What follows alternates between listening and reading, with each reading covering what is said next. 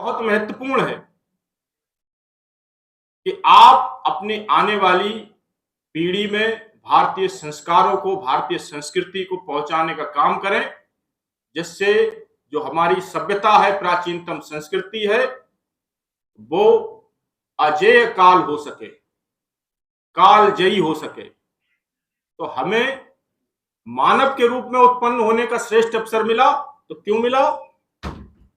ये विषय से हम कहीं भटके ना, ये हमारा विषय रहे। हम युवा हैं, हम करें मुश्किलों से सामना।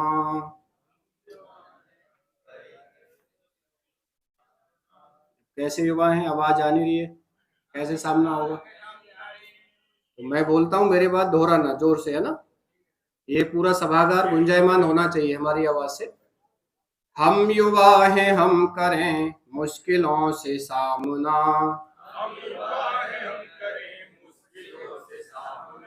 मुश्किलों से सामना। मातृभूमि हित जगे है हमारी कामना।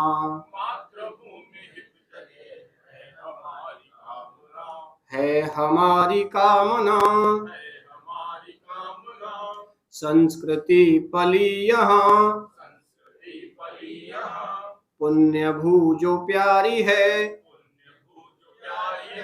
धरती वीरों की अनेक, भरत भू हमारी है।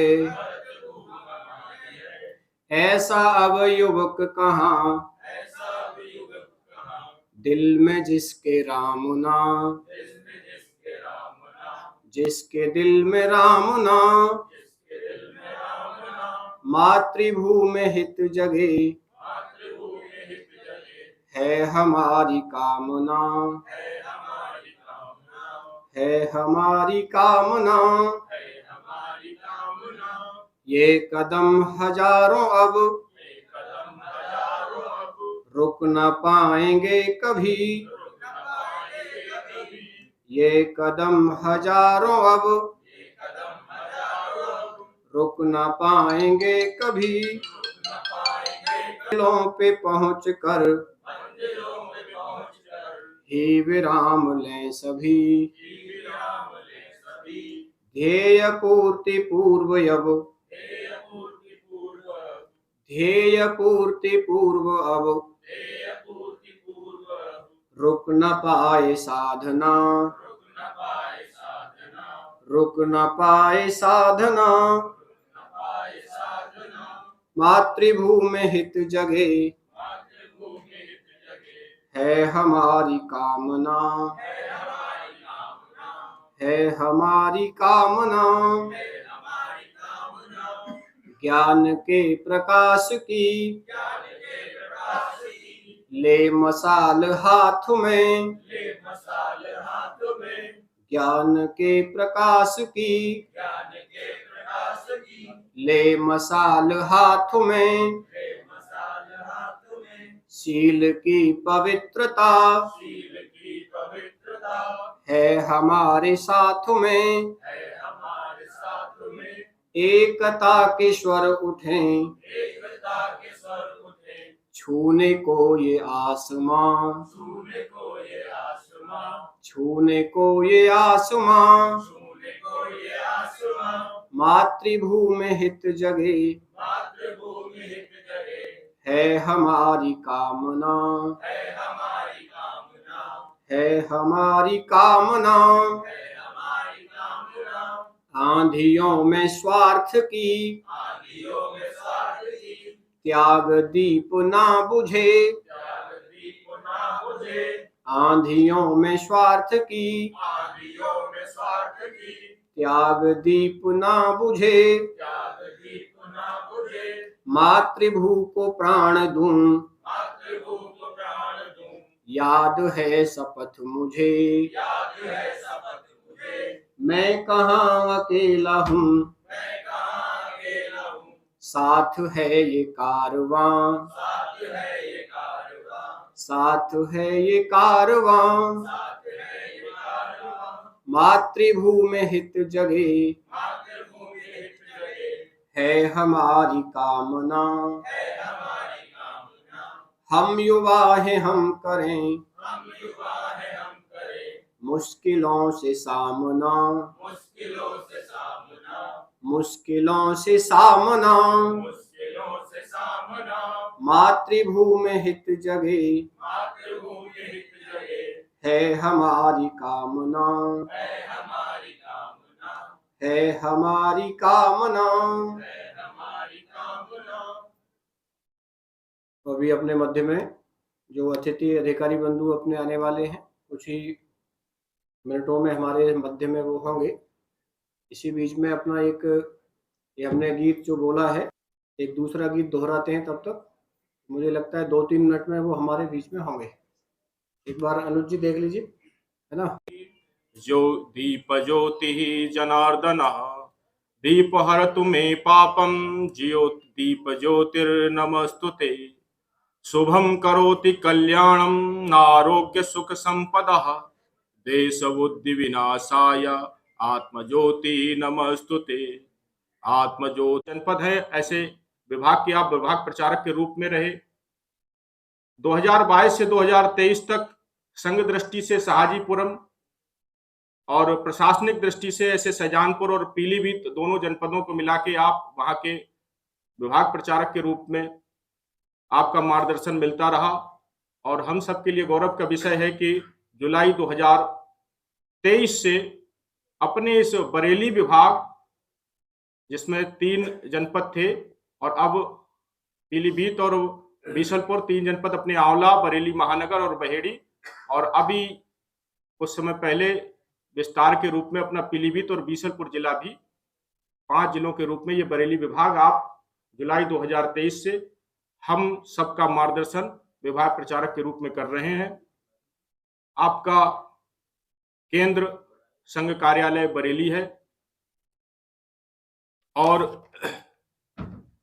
मैं इसी क्रम में कार्यक्रम को आगे बढ़ाते हुए आज के जो मुख्य अतिथि, इस फ्यूचर इंस्टीट्यूट के शिक्षक बंधु, समस्त छात्र छात्राएं, जैसा कि हम सभी को विदित है कि आज हम एक युवा सम्मेलन में यहाँ एकत्र हुए हैं और आदरणीय विभाग प्रचारक जी हमारे बीच मौजूद हैं, जो पूरा विषय रखेंगे विस्तृत रूप से। युवा आज किसी भी तरह की चर्चा का केंद्र बिंदु है।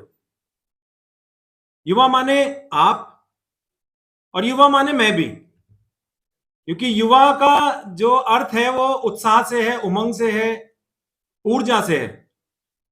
तो जिसके अंदर ऊर्जा है, जिसके अंदर कार्य क्षमता, उसको हम युवा की श्रेणी में रख सकते हैं। पहले मैं छोटा सा एक विषय रखूंगा कि आंकड़े क्या कहते हैं, आज युवा क्यों केंद्र बिंदु है, आखिर क्यों एकदम से उनको ऐसा लगने लगा है कि सबसे महत्वपूर्ण व्यक्ति यदि इस भारतवर्ष में कोई है तो वो हमारा युवा है। आगे आने वाले समय में अगर हम अपने भारत को विकसित भारत के रूप में देखना चाहते हैं तो युवा की उसमें क्या महत्वपूर्ण भूमिका है, और आज का जो हमारा युवा है उसकी क्या जीवन शैली है, किस तरह से हम उसमें परिवर्तन ला सकते हैं। तो यदि हम कुछ आंकड़ों पे गौर डालें तो सरकार के हिसाब से 15 साल से लेके और 59 ईयर्स तक के जो व्यक्ति हैं आज अपने भारतवर्ष में, वो परसेंटेज की फॉर्म में लगभग 62.5% है। और ये वो व्यक्तिगण हैं जो टैक्स पेयर हैं, जो अपने परिवार की जिम्मेदारी संभालते हैं, जो समाज में कुछ भूमिका निभाते हैं, जो राष्ट्र के निर्माण में कहीं ना कहीं अपनी प्रतिभागिता किसी ना किसी फॉर्म में सुनिश्चित कर रहे हैं। यही औसत आयु बढ़ के लगभग 65% होने वाली है आने वाले वर्ष 2036 तक। और आज जो एक लक्ष्य निर्धारित किया गया है कि हम अपने भारत को सुपर पावर की फॉर्म में देखना चाहते हैं या विकसित भारत की फॉर्म में देखना चाहते हैं, तो जो लक्ष्य हमने तय किया है वो 2036 तक का, 2047 तक का किया है। तो यानी कि आज से लगभग 2 दशक या 2.5 दशक के बाद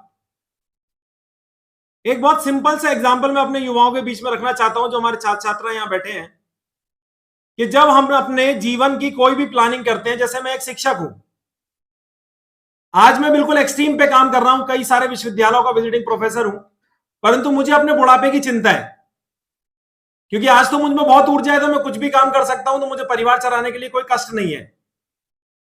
समाज भी मुझको रेस्पेक्ट देता है, मैं भी इतने बड़े संगठन का एक छोटा सा कार्यकर्ता हूं, तो मुझको भी मौका मिलता है कि समाज में कुछ अपनी भूमिका निभा पाऊं। परंतु उस बुढ़ापे की चिंता करने के लिए मेरी प्लानिंग क्या है? तो मैं कुछ इस तरह से प्लान करता हूं कि जब मैं रिटायर हूं तो मैं एक आरामदायक अपना जीवन जो है व्यतीत कर सकूं। ऐसे यदि एक देश परिकल्पना करता है कि आने वाले समय में 2-2.5 दशक के बाद इस देश को हम किस रूप में देखना चाहते हैं, तो यदि हमने एक लक्ष्य तय किया है कि हम इसको विकसित भारत बनाना चाहते हैं, तो सबसे बड़ी जिम्मेदारी जो आती है वो उन युवाओं के कंधों पे आती है जो आज 18 या 20 साल से कम उम्र के हैं।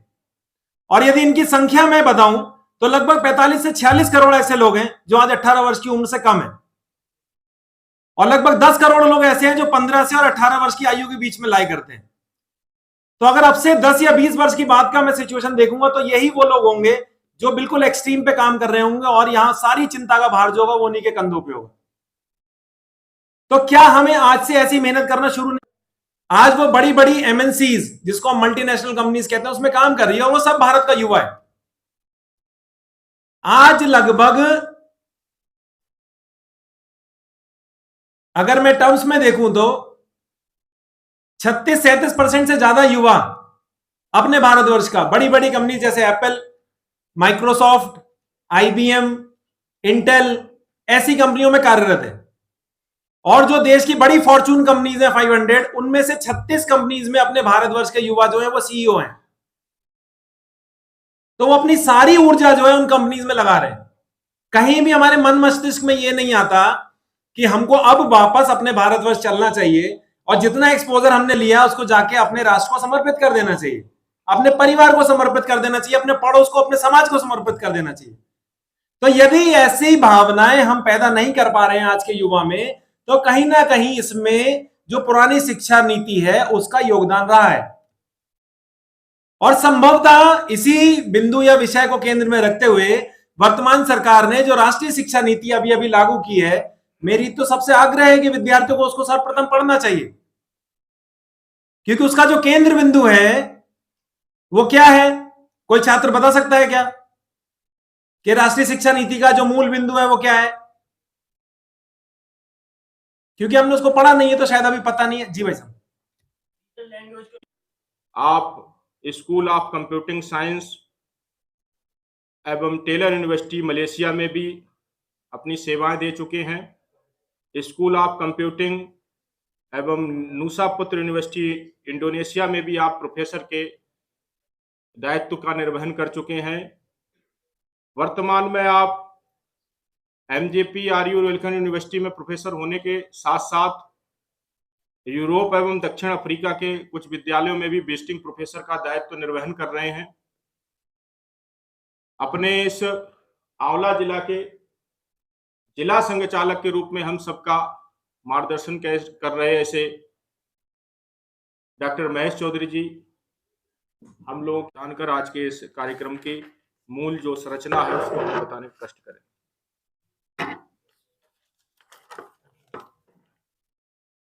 सम्मानित मंच, सामने बैठे हुए देश के युवा, संघ दृष्टि से अपना ये ब्रज प्रांत है और इस ब्रज प्रांत के प्रत्येक जिले में ये युवा सम्मेलन के कार्यक्रम आयोजित हो रहे हैं।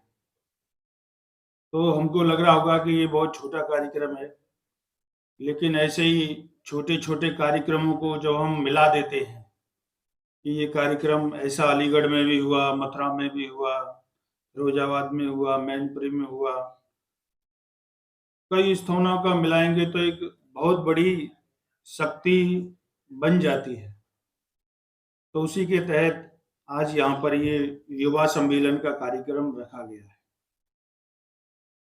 तो आजकल देश की स्थिति ऐसी तो है नहीं कि हमारा देश गुलाम है और युवा को अंग्रेजों के खिलाफ कोई धरना प्रदर्शन करना है। आज हमारा देश आजाद है, लेकिन फिर भी समाज के लिए कुछ बातें ऐसी होती हैं जिनको करना चाहिए।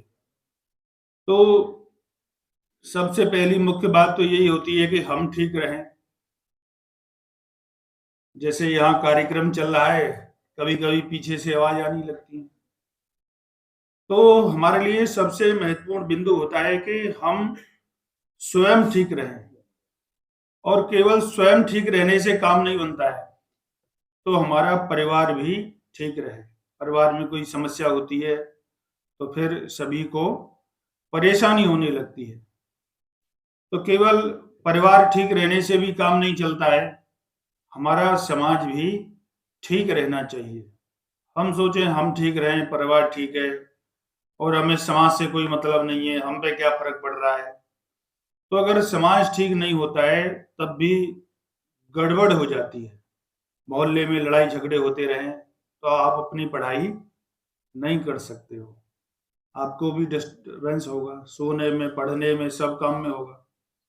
तो इसीलिए महत्वपूर्ण होता है कि हम भी ठीक रहें, हमारा परिवार भी ठीक रहे और हमारा समाज भी ठीक रहे। तो ये कैसे ठीक हो, इसके लिए हमें प्रयास करते रहना चाहिए। अपने राष्ट्रीय स्वयंसेवक संघ में इस समय पंच परिवर्तन की बात चल रही है। ऐसे 5 बिंदु हैं जिनके विषय पर हमें काम करना चाहिए। तो सबसे पहला जो बिंदु है वो कुटुंब प्रबोधन है। तो हमें अपने परिवार का प्रबोधन करते रहना चाहिए। ये जो कुटुंब व्यवस्था है हमारे यहाँ, विदेशी लोग आश्चर्य कर जाते हैं, क्योंकि वहां पर परिवार नाम की कोई चीज नहीं होती है। अपने यहाँ तो दादा दादी हैं, चाचा चाची हैं, सब रिश्ते नाते हैं, परिवार है। तो एक भारत का बहुत बड़ा वैशिष्ट है। जम्मू कश्मीर के एक संयुक्त परिवार में अपने संघ के नहीं बनी। भगवान केवट को गले लगाया था भगवान ने, उन्होंने नाव में बिठा करके पार कराया, तो नाव चलाने वाले को भी भगवान ने गले लगा लिया था। और ऐसा नहीं कि पैसे वाले हो गए तो फिर किसी को कुछ मानना ही नहीं है। आजकल बड़े अधिकारी होते हैं, वो डॉक्टर के यहाँ जाए दिखाने तो पैसा नहीं देते। चौराहे पे पुलिस वाला गोलगप्पा खाने लगे तो वो उसके पैसा नहीं देता है। लेकिन भगवान श्री राम मां जानकी और लक्ष्मण के साथ जब गंगा नदी को पार किया है तो वो केवट को कुछ देना चाह रहे, लेकिन कुछ है नहीं। धनुष, बाण और कपड़े, यही चीज थी। और मन में सोच रहे हैं भगवान इसको क्या दूं, इसने हमें नदी पार कराई है। तो भगवान बड़े असमंजस में थे कि आज रघुकुल की परंपरा टूट जाएगी, इसने हमारी सेवा की है, हमें नदी पार कराई और हम पे देने के लिए कुछ नहीं है। तो इस भाव को किसने समझा? मां सीता ने समझा। उन्होंने जो मुद्र का अंगूठी पहन रखी थी उन्होंने उतारी और केवट को देनी चाहिए। लेकिन संस्कार और जीवन मूल्य कैसे होते हैं? केवट ने क्या कहा? देखो, ये सुहागन स्त्री की निशानी है, अंगूठी है। हम वनवासी कलंक नहीं लगवाएंगे कि हमने नाव पार कराने के और किसी सुहागन स्त्री का कोई चिन्ह हमने ले लिया, अंगूठी ले ली। तो ये कितना बड़ा संस्कार है। आजकल तो पुलिस वाले आपने देखा होगा, किसी ने भरा है भगवान उस जाति में पैदा कर लेना, और जब मर जाते हैं तब भी वो नहीं होता कि फॉर्म भरवा लेते हो, अच्छा भाई भर के रख जाओ, अगला जन्म भगवान उस जाति में दे देना। ये बाई चांस की बात होती है, कौन किस जाति में पैदा हो गया। इसीलिए हम सब भारतीय हैं, यही मन के अंदर हमें रखना चाहिए। हमारे जितने भी महापुरुष हुए, देवता हुए, भगवान हुए, उन्होंने इन सब बातों को बताएंगे। हम जिस मोहल्ले में, जिस बस्ती में रहते हैं, हम प्रयास करें हमें भी छोटी छोटी बैठकें करनी चाहिए। हमें भी स्व के जागरण पर, स्वदेशी पर अपने मोहल्ले में विषय रखना चाहिए। ये सब इसलिए करना चाहिए, समाज को संगठित, समाज को जागरूक इसलिए करना चाहिए क्योंकि हमारा देश अनेक वर्षों तक क्या रहा है? गुलाम रहा है। अगर हम ऐसे ही सोते रहे, देश के बारे में हमने नहीं सोचा, तो जो हम 1192 से लेकर के और 1947 तक गुलाम रहे, बहुत लंबा समय होता है। दिल्ली की गद्दी पर अंतिम हिंदू सम्राट पृथ्वीराज चौहान थे। तराइन के द्वितीय युद्ध में धोखे से उनकी पराजय हुई। 1192 में। 1192 से गुलामी का दौर शुरू हुआ और कब आजादी मिली? 15 अगस्त 1900, 1200, 1300, 1400, 1500, 1600, 1700, 1800, 1900, 1947 में हम आजाद हुए। इतने वर्षों तक दिल्ली की गद्दी हमारे हाथ में नहीं रही। इसीलिए सब युवाओं के अंदर राष्ट्रभक्ति हो, सब युवाओं के अंदर देशभक्ति हो। देशभक्ति, राष्ट्रभक्ति केवल 15 अगस्त 26 जनवरी पर ही दिखाई ना दे। देशभक्ति युवाओं के अंदर 365 दिन हो, हम संगठित रहें, देश में जातिवाद खत्म हो, समरसता आवे, ये सब होगा तो हम आजाद बने रहेंगे। हम संगठित होंगे तो हमारी जो ये आजादी है ये बरकरार रहेगी। नहीं तो आजकल आपने देखा होगा कि रूस ने यूक्रेन पर हमला कर दिया, उस देश ने उस देश पर हमला कर दिया। इस तरह से आजकल सुरक्षित रहना बहुत ही कठिन है। देश कमजोर हो गया, कोई भी देश हमारे ऊपर, पड़ोस में चीन है, पाकिस्तान है, कोई भी हमला कर देगा, कभी भी कुछ भी हो सकता है। इसीलिए देश के नागरिकों में राष्ट्रभक्ति हो, देशभक्ति हो, देश के नागरिक जागरूक हों, बनेगा। तो जैसा हम अपने माता पिता के साथ करेंगे, हो सकता है हमारे बच्चे भी हमारे साथ करें। तो इसीलिए ये जो कुटुंब प्रबोधन का विषय है, अपने परिवार में हम साथ साथ बैठ के भोजन करें। रोज नहीं कर सकते, सप्ताह में एक बार करें। परिवार के लोग सामूहिक आरती करें। ये ऐसे विषय हैं, इसमें आनंद आएगा, इसमें परिवार इकट्ठा हो जाएगा। रोज नहीं करते हैं आरती पूजा पाठ, लेकिन सप्ताह में एक बार सभी घर के सदस्य घर के मंदिर के सामने कोई भजन कीर्तन बैठ के आपस में कर सकते हैं। तो जिनकी रुचि नहीं होगी वो भी फिर सामूहिक रूप से करेंगे तो बच्चे भी फिर करने लगते हैं। तो ये ऐसे छोटे छोटे विषय होते हैं जिनको हमें करना चाहिए। ऐसे ही सामाजिक समरसता का विषय है। देश में इस समय जो सबसे बड़ा रोग है, सबसे बड़ी जो बुराई है, वो जातिवाद की बुराई है। हमारे देश में जातिवाद बहुत हावी है। लेकिन जातिवाद किसका होता है? नाम का कोई जातिवाद होता है? आपका जो नाम है, आपके नाम के हर जाति में मिल जाएंगे। तो हमारे यहाँ ऐसा नहीं कि इस जाति में ये नाम रखे जाएंगे, इस जाति में ये नाम रखे जाएंगे, ऐसा तो है नहीं। नाम का कोई वो नहीं है। ऐसा भी नहीं कि उस जाति के लोग केदारनाथ जाएंगे, उस जाति के लोग बद्रीनाथ जाएंगे।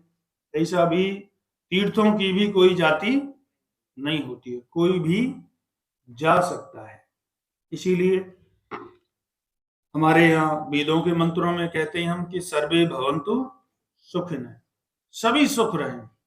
हम ये तो नहीं कहते कि हमारी जाति सुखी रहे, हमारा ही घर सुखी रहे। तो हमारे यहाँ तो इससे आगे कहते हैं, जब कथा हो जाती है धर्म की जय हो, धर्म का नाश हो, प्राणियों में सद्भावना हो, विश्व के कल्याण की कामना करते हैं, तो जातिवाद कहां से आ जाता है बीच में? अपनी जाति के लोग क्यों अच्छे लगते हैं? तो हम एक इंसान हैं और ये जाति केवल जब तक हम जीवित हैं तभी तक है। जब व्यक्ति की मृत्यु हो जाती है तो कोई नाम भी नहीं लेता है।